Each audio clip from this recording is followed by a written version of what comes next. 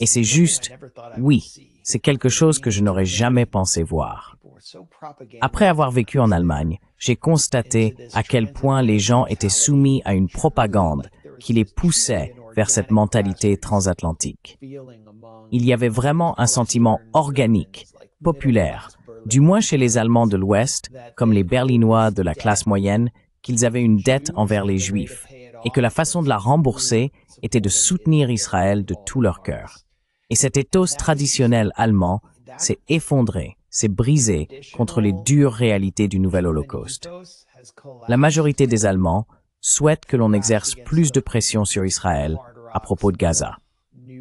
Un sondage réalisé par Deutschland Trend, commandé par la chaîne publique ARD, a révélé que 66% des Allemands sont d'accord avec l'affirmation selon laquelle le gouvernement allemand devrait exercer davantage de pression sur le gouvernement israélien pour qu'il change sa position sur la bande de Gaza.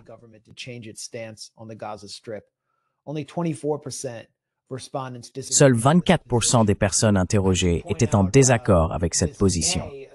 Je tiens à souligner qu'en mai, un autre sondage réalisé par Bertelsmann montrait que seulement 36% des Allemands ont une opinion positive d'Israël, tandis que plus de 60% des Israéliens juifs ont une opinion positive de l'Allemagne. Revenons maintenant à l'enquête Deutschland Trend. 62% des Allemands rejettent l'idée selon laquelle, je cite, « L'Allemagne porte une responsabilité plus grande que les autres pays dans la protection d'Israël en raison de son passé historique. » Cela, c'est fini pour de bon. Ce sont les jeunes Allemands qui ont suivi en direct le génocide. Ils ne prêtent plus attention aux médias du groupe Springer. Par exemple, Bild, le plus grand tabloïd allemand, nie la famine à Gaza. Ils ont perdu toute crédibilité en Allemagne.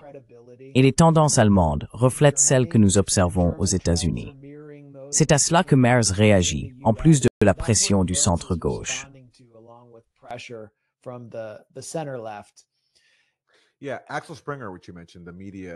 Oui, Axel Springer, que vous avez mentionné, le conglomérat médiatique qui possède Politico et de nombreux autres grands médias, a obligé ses employés à prêter en quelque sorte un serment de loyauté à Israël. C'est l'un des principes que vous devez affirmer lorsque vous travaillez pour Axel Springer. Cela s'applique donc aux employés des médias d'élite, mais cela n'atteint pas le public, en particulier les jeunes. Personne n'adhère à cela, et personne ne déclare sa loyauté à Israël, à moins d'y être forcé, sous la menace, dans son travail ou autre. Et on voit constamment des gens se faire cancel parce qu'ils refusent. Le fait que l'Allemagne se sente aujourd'hui obligée de prendre la parole montre bien que la personne moyenne n'adhère tout simplement pas à ce génocide.